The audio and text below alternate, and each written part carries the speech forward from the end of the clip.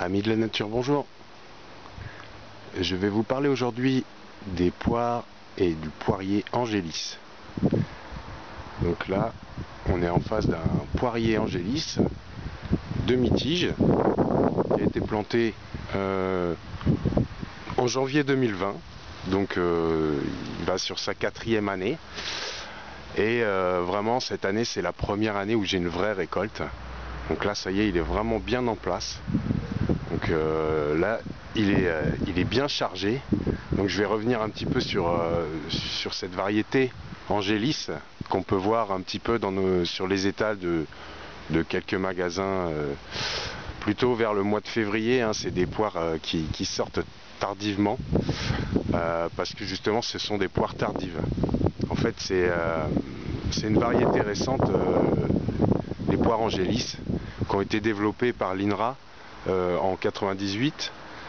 Donc c'est vraiment récent dans l'histoire des poires, hein, quand on sait que la plupart des poires ont plusieurs centaines d'années d'existence, hein, les variétés qu'on connaît. Et en fait c'est un croisement, cette Angélis, entre les doyennés d'hiver et doyennés du comice. Doyenné du comice, comice, doyenné du comice, c'est la même chose. On parle de poire comice, mais en fait le vrai nom c'est doyenné du comice. Donc c'est un croisement entre ces deux variétés là. C'est plutôt ce qu'on appelle une poire d'hiver qui se cueille assez tardivement vers le mois d'octobre et qui peut se garder très longtemps, plusieurs semaines voire plusieurs mois selon comment vous les stockez. Et donc c'est vraiment une poire de garde, mais qui se mange telle quelle, ou en dessert. Après vous pouvez la cuire, faire ce que vous voulez, mais c'est une poire à couteau quoi. Enfin, vous la mangez telle quelle. C'est vraiment une poire qui est délicieuse. Moi je l'affectionne particulièrement, même si je suis pas trop pour les variétés récentes.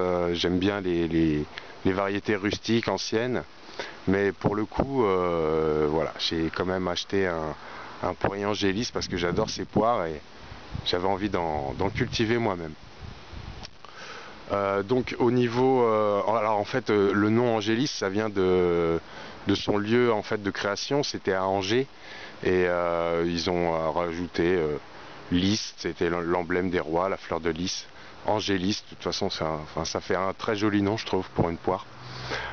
Voilà, et elle est vraiment très savoureuse pour ceux qui la connaissent. Voilà. Donc les variétés pollinisatrices pour cet arbre, c'est doyenné du comice, du coup, Williams et Conférence. Sur le terrain, j'ai un doyenné du comice aussi, qui est pas très loin en plus, qui est à quelques mètres, donc la pollinisation se fait. Comme vous pouvez voir là, on va voir un peu plus dans le détail, mais il y a du fruit quoi.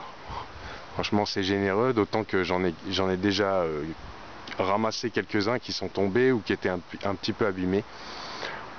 Donc si c'est à chaque année comme ça, bon là c'est vraiment une année je pense favorable pour les poiriers. Il y a eu pas mal d'eau, il y a eu du soleil et de l'eau en alternance, donc pas de stress hydrique, et pas non plus trop d'intempéries au niveau de la floraison quoi, quand il y a eu les floraisons. Ça c'est vachement important. Voilà, donc mais en général, si vous avez des poiriers qui fleurissent à différents échelons, qui fleurissent pas trop tôt, vous aurez une pollinisation croisée qui va se faire et vous aurez plus de chances d'avoir des fruits. Donc les poires Angélis, là vous voyez, j'en ai cueilli, j'en ai ramassé quelques-unes qui sont tombées. Donc bon là elles sont dures, hein, elles sont dures comme du bois. C'est pas la peine d'essayer de les manger maintenant. C'est pas des poires qui se cueillent à maturité comme les Williams, qui peuvent se manger directement dans l'arbre, ou alors ça arrive très tard dans la saison et vous avez de grandes chances que les piafs ou les frelons les aient piqués avant que vous ayez pu les ramasser. Voilà, donc celui-là c'est un demi-tige comme je disais. Donc là on doit être à peu près à 1,60 m au niveau à la base des charpentières. Et bon bah il s'est quand même pas mal développé en 3 ans. Là c'est vraiment la première vraie récolte quoi. Je sais pas si vous voyez cette charpentière là, mais Bon, il y a quoi? 1, 2, 3, 4, 5, 6. Il y a 6 fruits sur celle-là. Il y en a 4 sur l'autre juste derrière. En fait, il y a, avec ce que j'ai déjà ramassé, et ce qu'il y a sur l'arbre, il y a une quarantaine de fruits, donc ça correspond environ à 6 kilos de fruits, quoi. Un peu plus de 6 kilos de fruits, on va dire. Donc j'aime pas trop parler en ces termes, mais en matière de rentabilité, sachant que j'ai acheté cet arbre environ 80 € en pépinière, il y a donc en janvier 2020. Si on regarde aujourd'hui, évidemment c'est biologique, hein, moi je traite pas mes arbres, parce que je les traite pas avec des choses chimiques, etc., quoi. En matière de rentabilité, donc si vous avez 3 belles saisons où il y a une récolte comme ça d'environ 6 kilos de fruits, sachant que l'arbre il continue de grandir, donc potentiellement il peut y avoir de plus en plus de fruits, en 3 ans, 3 belles récoltes, vous avez rentabilisé votre arbre, quoi. Vous l'avez déjà remboursé, et votre arbre il est en place pour des années, des dizaines d'années, même il vous survivra peut-être si quelqu'un ne l'a pas coupé entre temps, ou voilà, quoi. Donc voilà, c'est juste pour rappeler que si on veut des fruits frais maintenant, il devient urgent de les produire pour ceux qui le peuvent, qui ont du terrain. J'ai envie de dire planter des fruitiers, quoi. Quand on voit aujourd'hui le prix en magasin bio d'un kilo de poire, même en saison c'est au moins 4 voire 5 € le kilo, pour des poires qui sont des fois pas si géniales que ça. Voilà, je pense qu'il devient urgent de faire soi-même. Et quand on voit ça, franchement, cette abondance, on peut dire que la nature est généreuse, quoi.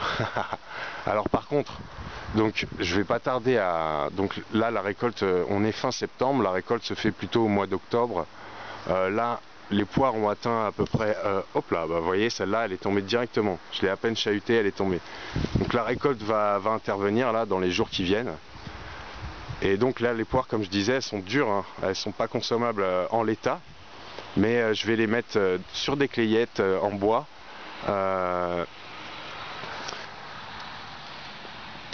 Je vais les mettre sur des clayettes en bois, dans un endroit frais et sec, de sorte que qu'elles se conservent longtemps et qu'elles vont continuer de mûrir gentiment.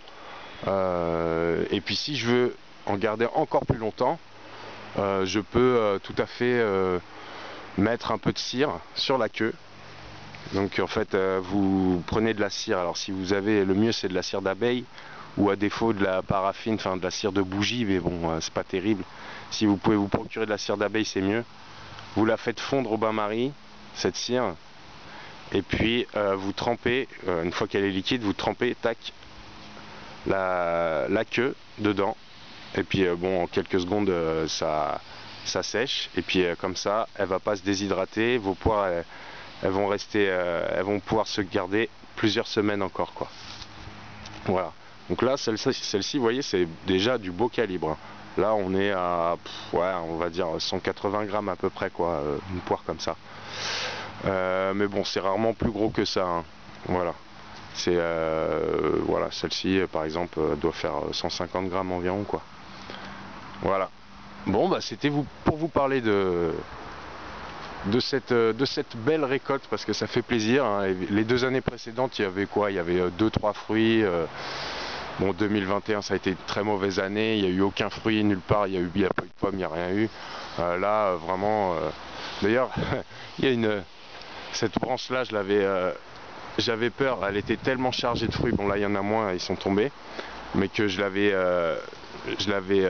soutenue au tronc parce que j'avais peur qu'elle cède, et là si vous cassez une charpentière c'est la catastrophe, quoi.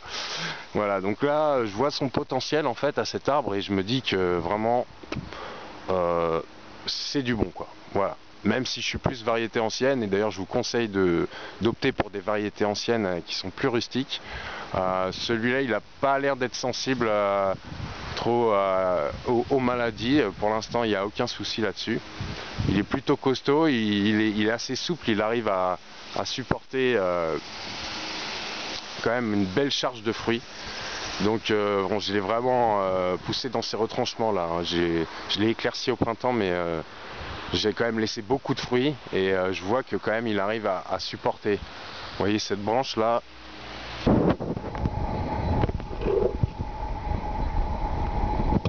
elle plie, mais il y a de la souplesse, donc c'est bien, parce que sinon un coup de tempête et tout est par terre quoi. Donc voilà, c'était pour vous parler de cet arbre et voilà, planter des arbres, vous aurez des bons fruits, la traçabilité elle est toute faite, c'est chez vous, c'est votre jardin, vous savez ce qui s'est passé, vous savez comment vous vous occupez de vos plantes, et puis voilà quoi, c'est du frais, c'est à portée de main. Et pour tous ceux qui ont du terrain, planter des fruits, ça devient vraiment une nécessité. Merci d'avoir écouté cette vidéo. N'hésitez pas à poster vos commentaires. Et puis à une prochaine. Ciao, ciao!